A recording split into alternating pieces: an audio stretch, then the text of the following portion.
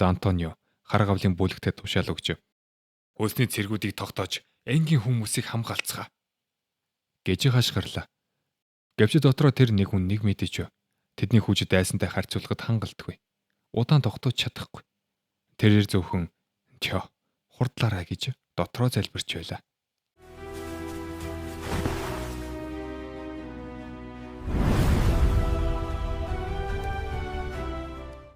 Үйл явдал дараа нь далайн ёрол руу шилжив. Хөөхөн нилэн өнгөөр туяарсан гүн харанхуйд Тё аажмаар доош живсээр байв. Эргэн тойрноо ажиглахад түүнийг дайрахын оронд хэдэн зуун авраг далайн мог хөдөлгөөнгүй ширтэн хүрээлжээ. Тэдний гэрэлснүүдэд харанхуйд одод мэдээ анивчин байв. Тё энэ үдээ учрыг нь шууд ойлгов.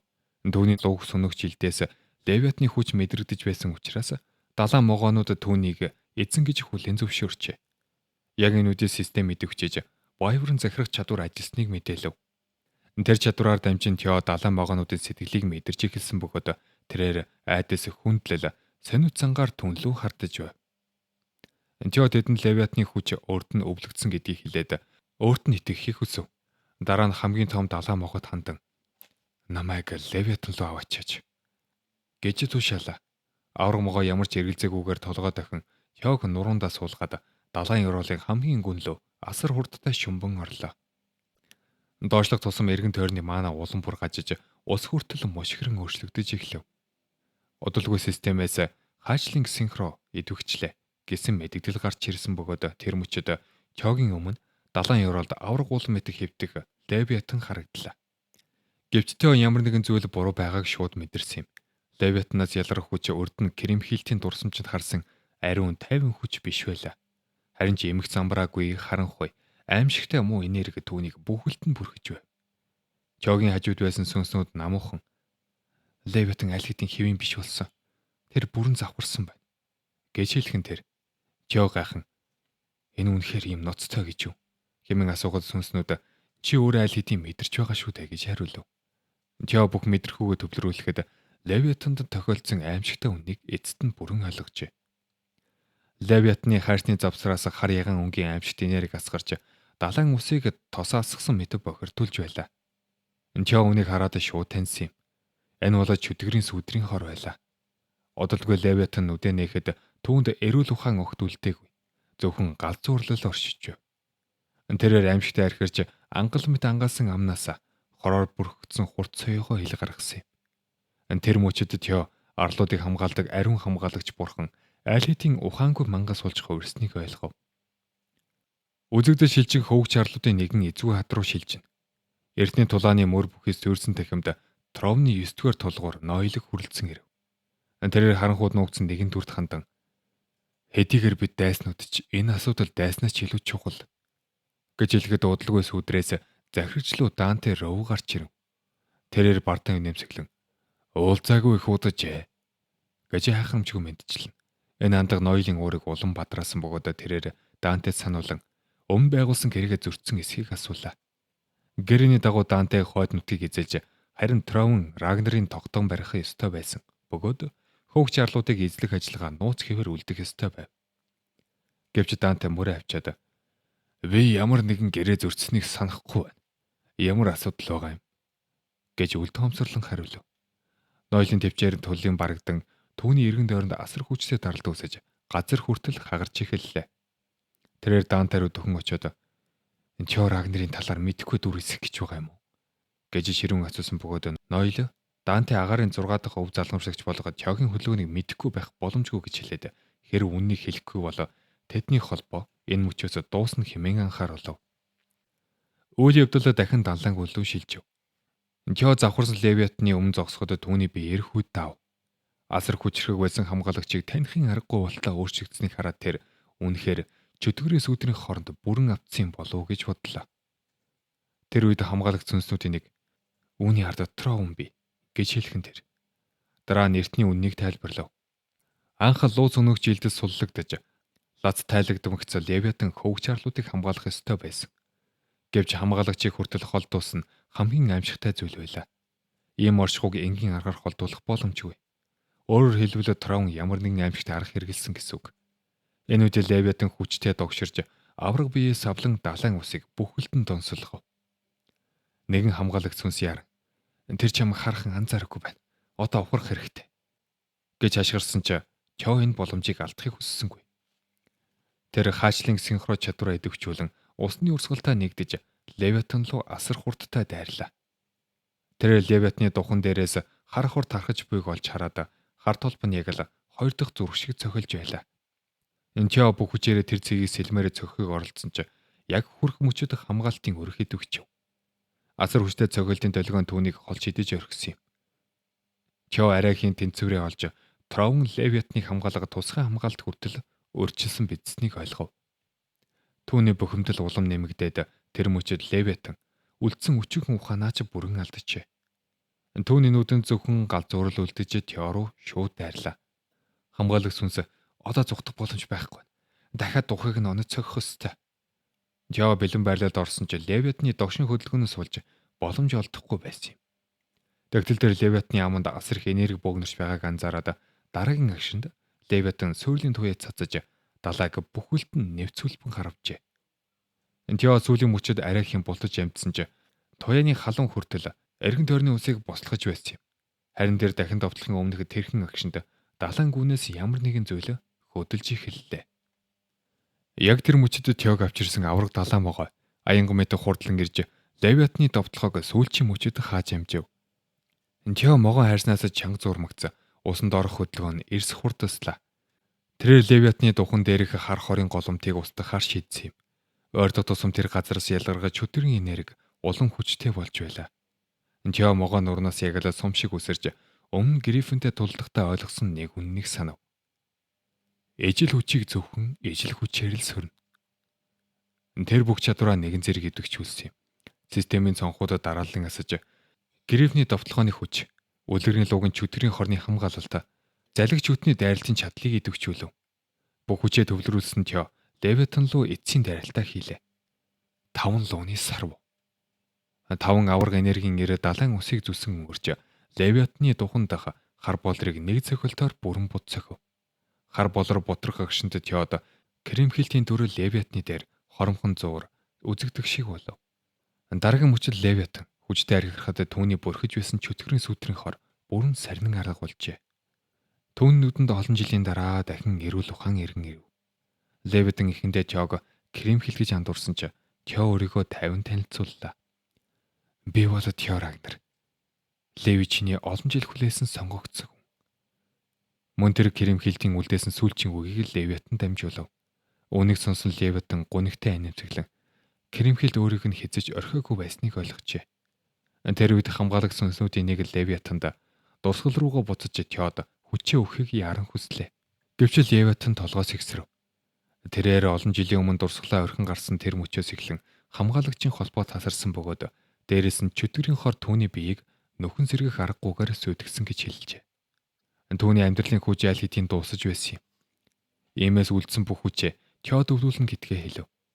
Гэхдээ энэ үйл явц асар их өвдөлт авчрах тул Тё тэсэж чадах эсхийг асуув. Тё ямар ч эргэцэлгүйгээр би чадна гэж хариуллаа.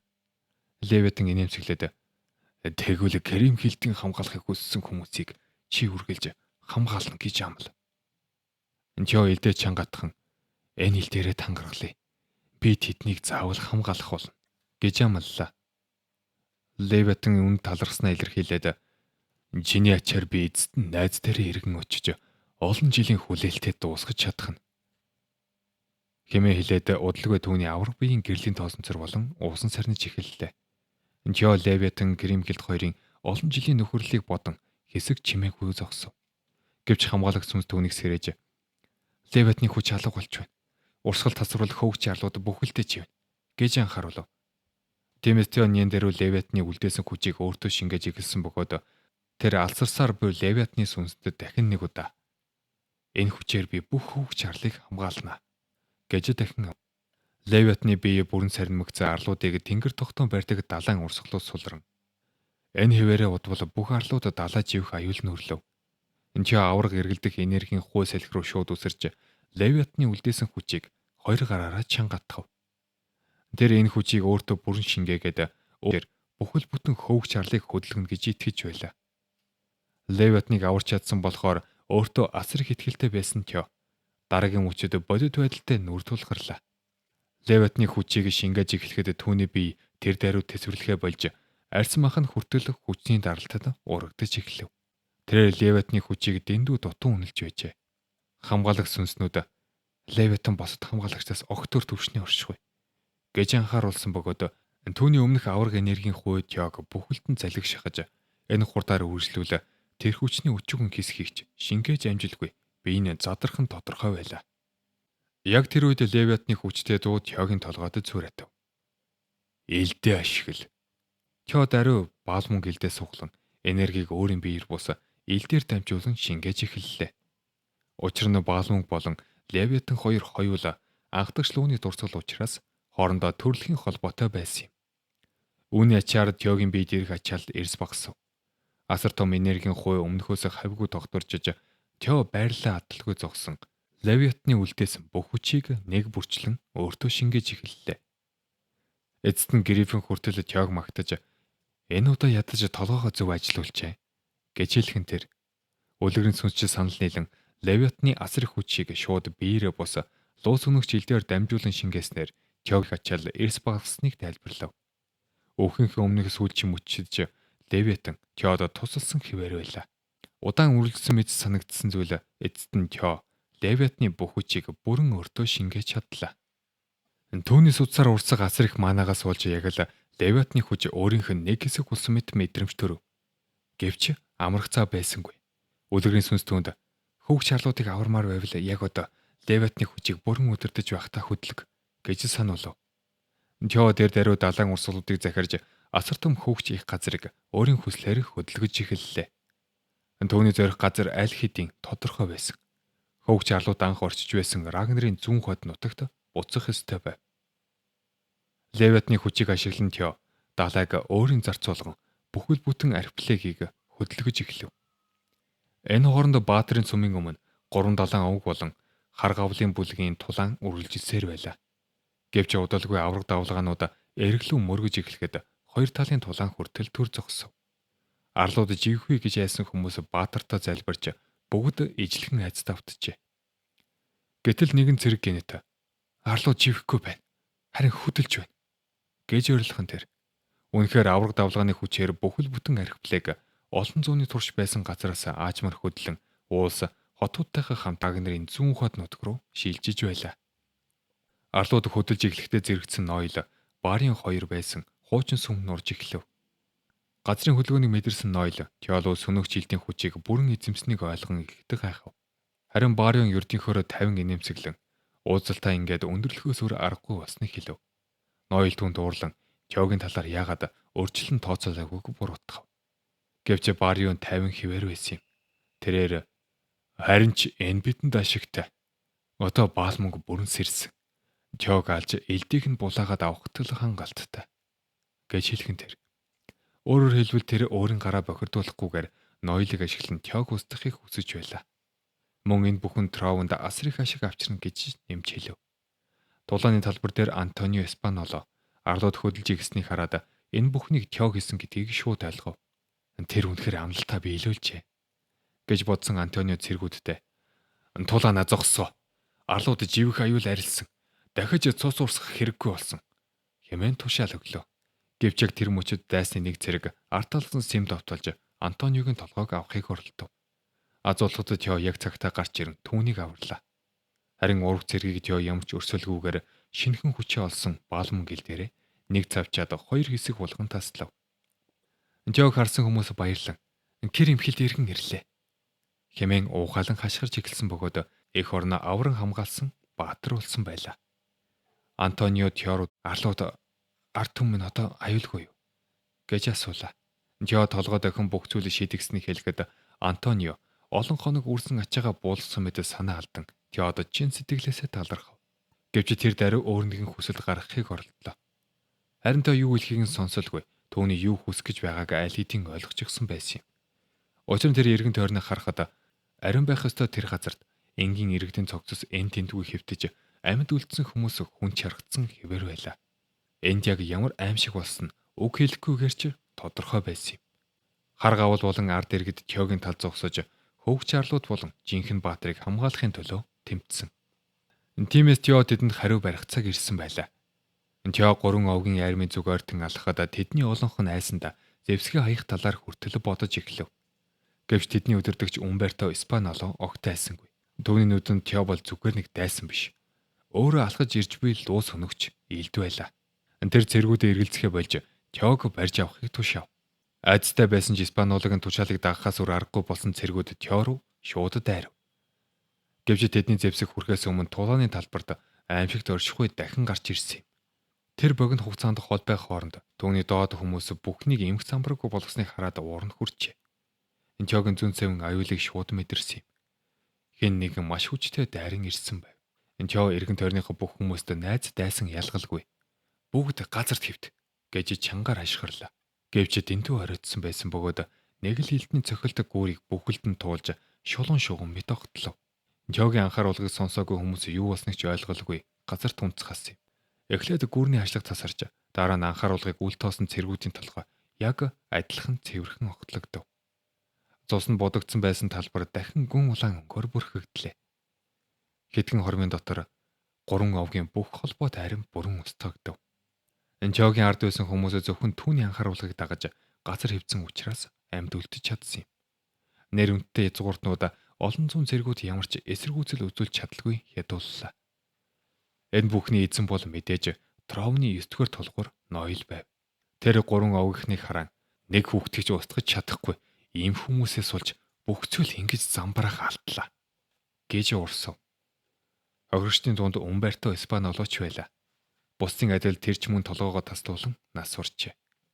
Гэхдээ сахлаа хэвээр нь үлдээсэн байв. Антонио аавтайгаа олон жил муу харилцаатай байсан ч түүний зогцыг ингэж харах мөчөд сэтгэл нь хүндэрч байлаа. Гэвч Тео түүнийг бодит байлд нь буцаав. Хар гавлын өдөртөгч одоо сэтгэлээ барьж ард иргэдийг нүүлгэн шилжүүлэх ёстой. Хөвгч архипелагийг дахин сэрхэн босгоход Антониогийн хүчлэх хэрэгтэй байсан юм. Антонио хувийн мэдрэмжээ түр хойш тавьж хүмүүсийг аврахаар хөдөллөө. Хүмүүсөөс сүмлэн ухарч байхад Тео ганцаараа үлдэж энэ бүхнийг хийсэн хүнийг ажиглан зогсов. Ноёл Теорог хүдэн харцаар ширтэн түүний Рагнаруудыг үзэн ядах үзэн ядалт улам нэмэгдэж байлаа. Тео Тровны төлөвлөгөөнд саадуулсан учраас Ноёл түүнийг устгахыг хүссэн юм. Тэрээр Теог бүрэн тасчин хайж эцэг нь хүртэл танихгүй болтон сүтгэхээр шийджээ. Ноёл газар бууж ирэхэд асар хүчтэй дайралд бүх орчныг дөргив. Тэр мөчөд Тео нөхцөл байдлын ноцтойг ойлголоо. Ийм төвшний дайчин ямар ч шалтгаангүй гарч ирэхгүй. Тео бодолдоо хэр үнэхээр Тровны 9 вааслын нэг болов. Эдгээр хүмүүс бол Рагнарын 9 луг эсэргүүцэх зорилгоор бүтээсэн хүчрхэг өөрчлөгдсөн хүмүүс байв. Их дайны үеэр тэд 9 лугийн хүчтэй энэ зэрэгцэх чадвартай гэдгийг харуулж байсан бөгөөд тэднийг огт дутуу үнэлж болохгүй юм. Ноёл Теогийн зүг харцаа чиглүүлэхэд Тео эхэлж дайрлаа. Гэхдээ түүний дотор нэг эргэлзээ байсан юм. Тэгэхээр Тровны төсөл аль хэдийн дууссан гэсэн үг. Хэмээн бодов. Тео элдээ өргөн шууд Ноёл руу нисэн очлоо. Гэвч тэр гинт зогсчихон дээр. Учир нь Ноёл аль хэдийн агаар төсөрч гисэн байлаа. Тео тэр мөчөд нэг л зүйлийг ойлгов. Ноёлын хурд юр бусын байсан юм. Тео хурж амжихад Ноёлын илд доош бууж газрыг хүчтэй зүсэн асар том ан цав гаргах нь тэр. Тэр ганц цохилтын сүрлийн хүчийг харсан Тео дотроо мэлгайхан цочирдсан юм. Энэ бол үнэхээр 9 луг устгах зориултай стратегийн зэвсэг байлаа. Ноёл газар бууж ирэхэд чулуун шал хідэн хэсэг болон ботров. Түүний нүдэнд ассан алгын хөслийг харсан Тео хэсэгхэн хугацаанд итгэл алдсан юм. Хэрв энэ хүн үнэхээр Тровны 9 вааслын нэг бол ялах боломж бараг байхгүй байж мэднэ. Гэвч бодох цаг өгөлгүй Ноёл дахин дайрлаа. Тео сэлмэн өргөн хамгаалсан ч Ноёлын шууд цохилтын хүч түүнийг арш нийцхэн шидэв. Шүдэ зүүн тэсэж ядан Тео бидэнд таргасан аимшигт өвдөлтийг төвчин зогсов. Гэвч тэр сэргэж амжаагүй байхад Ноёл өтгөн тоос утаан дундаас гарч ирэн дахин дайрсан юм. Тэр Рагнар тэр хүчийг хэрхэн өөртөө шингээж чадсныг асуухын зэрэгцээ өөрийн хүчний нууцыг илчилж энэ бүхэн луу устгагчийн хүчээр бий болсон хэмээн хэлв. Дараагийн агшинд Ноёл агаарт өндөр үсрэн элдээр Теог чиглүүлэн бууж ирлээ. Түүний зохилтыг харсан Тео өөр аргагүйд хурж өөрийн элдээ өргөн сүрэн зогсов. Гэвч Ноёлын элд замдаа таарсан бүгд зохин бууж асар хүчтэй даралт үүсгэсэн юм. Тэр ийм хүчийг зүгээр л барьж ашиглах төдийдж бие махбодд нь асрыг хачаал өгөх ёстой гэж хэлв. Хүчтэй цохилтын дараа Нойл утаан дундаас ухарч гарч ирээд Тёд бууж өгөхийг шаардлаа. Цааш үргэлжлүүлвэл зөвхөн илүү их өвдөлт амсна гэж анхааруулв. Гэвч түүний үг дуусамгц 3 хутга чимээг өхөнд түнлүү нисэн ирж байла. Нойл бүр эргэж харлгүйгээр гараараа ганц хөдөлгөөн хийн 3 хутгийг бүгдийг нь барьж ав. Харин Тёд түүний ард цэмөртөж байсан ч Нойл үнийг анзаараагүй. Тэр барьсан хутгуудаа харуулan шоолж иймэрхүү арга бол зүгээр л хүүхдийн тоглоом төдий зүйл гэж доромжлов. Тэгээд доош гарсан Нойл Тё юм хуучирсан мэхэр туулах наснаас аль хэдийн гарчаагүй юм уу гэж асуухан тэр. Гэнтийн нөхцөл байдалд Тёг хэсэг хугацаанд хөдөлгөж чадахгүй гацлаа. Гэвч дараагийн мөчөд Нойл шууд дайран орж хүчтэй цохилд өгснөөр тоос шороо нуранг эргэн тойронд дэлбэрэх мэт тархав. Хэсэг хугацааны дараа тоос сарнихад Нойл бүрэн бүтэн зөв зүгээр зогсож байлаа. Тэр одоо илүү болгоомжтой болж өмнөх тулааны үеэр Лорд Эдийн хэлсэн үгний утгыг эцэст нь ойлгосноо ухаарав. Эд өмнө Рагнарын шинэ үеийн дундаас Тё Рагнарыг хамгийн их анхаарах ёстой хүн гэж анхааруулж байсан. Хэрв тэдний мөргөлдөөн зайлшгүй болвол Тёг ямар ч аргаар хамаагүй бүрэн устгах хэрэгтэй гэж хэлж байжээ.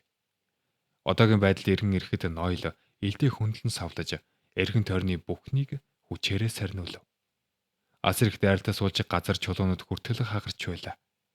Нойлын нүд улам хүйтэн болж Тёг зүгээр орхивол ирээдүйн танд асар том хувьсгч болно гэдгийг ойлгов. Элднийх нь үзүүрт наалдсан цус Тёг онож чадсны баталгаа байсан юм. Алга хүслээр дүүрсэн Нойл энэ боломжийг алдахгүй гэж шийдээд харин Тё зүхтаж байх үед духнаас нь цус аажмаар урсаж байлаа. Түүний дэрэгдэх үлгэрийн луу санаа зовнин одоо яах гэж байгааг асуув. Мөн өөрт нь туслах хүчийг өгөх хүртэл бага зэрэг хугацаа хэрэгтэй байгааг сануулсан юм. Яг тэр үедээ системийн мэдгдэл гарч ирэн үлгэрийн луугийн хүчийг идэвхжүүлж чадсангүй. Дахин ашиглах хугацаа дуусаагүй байгааг мэдээлв. Гэвч Тё гүйцээр байхдаа дотроо бууж өгсөнгүй. Бүх зүйл дууссан гэсэн үг биш гэж өөртөө дахин хэллээ. Удалгүй систем дахин мэдгдэл гаргаж лууны илд хөв цагийг хэлгээ. Тогтворчих хүртэл үлдсэн хугацаа 2 минут 15 секунд гэж мэдээлв. Үүнийг харсан Тё бодож эхэллээ. Хэрв тэр Левафны хүчийг дахиад ганц удаа ашиглаж чадвал энэ тулааныг эргүүлэх боломж байгаа болов уу? Гэвч тэр мөчөд усны хажуугаар өнгөрөх үед Тё усан тусан Нойлын дүрсийг олж харав. Нойл хажуугаас нь гинтэд дайрах гэж байсан юм. Дараагийн агшинд намгун байсан тосгон ганцхан элдний цохилтоор сүрхэн тэр. Тё яран ухарж элдний шархнаас шин цус газар туслав. Уур хилэнгээр дүүрсэн нүдэрээ Тё 50 зогсож буй Нойлыг ширтэв. Нойл өмнөх дайралтын дараа ямар ч сандарсан шинжгүй байрлаа засаж байлаа. Тё боломжийг ашиглан ойролцоох сандлыг шүүрч аваад зүхтаж эхлэхэн тэр. Нойл энэ үед араас нь шуутгав. Тё гэнэт эргэн харж сандлыг түнлүү шидэв. Нойл ухаар зайлахад үүссэн хүчтэй цохилтын долгион ойролцоох төмөр торхнуудыг хүртэл бут цохиж өргөв. Энэ нэмэх замбрааг мөчийг ашиглан Тё бүх хүчээ нэгтгэн товтолсон юм. Түүний элдний цохилтууд асар их хүчтэй болж замдаа таарсан бүхнийг зүсэж байлаа. Хоёр талын ширүүн мөргөлдөөний дараа өдгөн тоос буцаж эргэн тойрон бүхэлдээ харагдахгүй болов. Тё шүдээзэн үр дүнг нь хүлээн зогслоо. Гэвч цагаан утаа аажмаар сарних үед түүний нүдэнд итгэмээргүй дүр зураг харагдав. Нойл тэнд байранда зөв зүгээр зогсож байлаа. Тэрээр ердөөл 50 байдлаар Тёг ширтэж байв. Нэгэн агшинд Нойл газрыг хүчтэй дэвсэн. Тэнгэрөөд өндөр өсрөв. Үүнийг харсан Тё хэсгэн зур гайхаж хоцорлоо. Гэвч Нойл тэр даруй илдээ савлаж эрен Тёгийн нүүрний хажуугаар шүргэн өнгөрлөө. Дараагийн мөчөд тэрээр тасралтгүй элдний энергийн дайралтуудыг цацаж эхэлснээр Тёг хамгаалахаас өөр аргагүй байдалд оруулав. Өөр сонголтгүй болсон Тё усны гадаргууг ашиглан зайгаа барин зүхтав. Гэвч Нойл араас нь шууд гүйцэж агаарт дахин үсрэн гарч Тёгийн араас хүчтэй элдний энергийн долгионуудыг дараалан илгээж байлаа. Цаг алдахыг хүсээгүй Нойл хүчээ хөрөмтлүүлж эхлэв. Тэрээр тулаан аль хэдийн дууссан.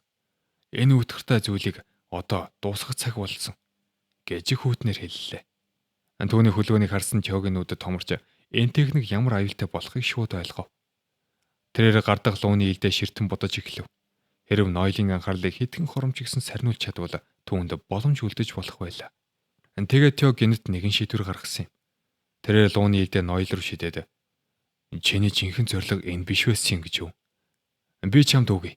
Хэрв чаддгийн бол аваад үзэлтэй" гэж хэллээ. Яг тэр мөчөд системийн мэдгэл гарч ирэв. Wyvern номхруулах чадвар идэвхжлээ. далай моготой холбоо тогтоож байна. Тёгийн хар залах хүслээр дүүрч ноёлыг өдөн.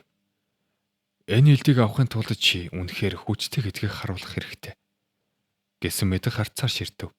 Гэвч дараагийн агшинд усны гүнээс асар том луу гарч ирэн лууны илдийг амаараа барьж авлаа. Ноёл үүнийг хараад цочирдон уралсан бөгөөд тэрээр Тё эцсийн мөч хүртэл тэднийг хуурж тоглож байсныг ойлгов. Удалгүй усны гадаргуугаас олон тооны луунууд гарч ирэн Тёгийн ард эгнэн зогслоо.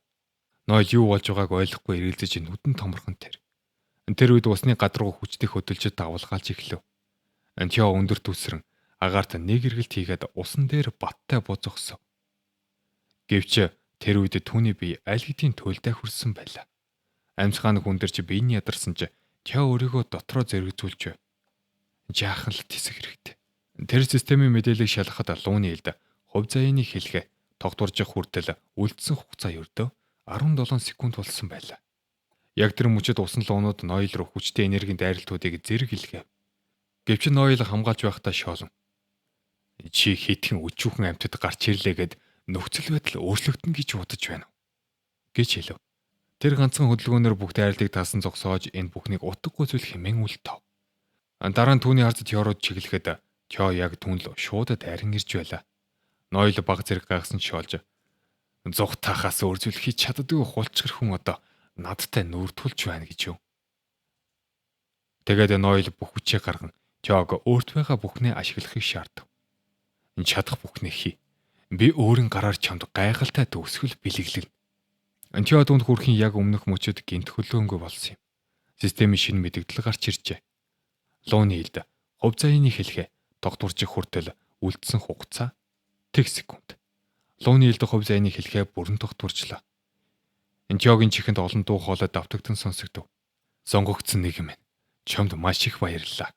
Эцсийн хүчийг чамд атгаж байна. Үүнийг өөрийгөө хамгаалахад ашиглаарай. Тэр мөчтөл ноёл ямар нэгэн зүйл буруу болсныг ойлгов. Систем үргэлжлүүлэн Тё тухайн эд зүйлд шингэсэн чадвар Нибелунгийг эзэмшлээ. Дараагийн агшинд далайн гүнээс аврах том луу гарч ирсэн бөгөөд тэр луу устгаж хэмээх ганцхан хөдөлгөөнөөр лууны элдийг 2 хэсэг болон хугаллаа. Далаа бүхэлдээ хүрхэн давалгаалж асар хүчтэй эргүүлэг үүсгэн тэр. Харин Тё лууны нуруунд дээр тайван сууж ямар ч эргэлзэлгүйгээр Нибулийн хүчийг идэвхжүүлв. Олон удаагийн оролдлогын дараа тэр эцэст нь ноёлд шийдвэрлэх зохилтыг өгч чадлаа. Ноёлын бие ус руу доош унаж асар том усан баг нь үүсгэн чив. Түүний унсан хэсэгт хүчтэй эргүүлэг улам ширүүсч байлаа. Тё энэ үед эргэлдэр гарan амархаар угсхийх үед яг тэр мөчөд усны гүнээс гинэд нэгэн гар цухуурч гарч ирлээ. Энэ хүрээд бичлэг маань өндөрлж байна. Хэрвээ та бүхэн суугаад дэмжих хүсвэл суугатаа лайк болон subscribe батараарай. Ингээд өдрийг сайхан өнгөрүүлээрэй. Баяртай баярлалаа.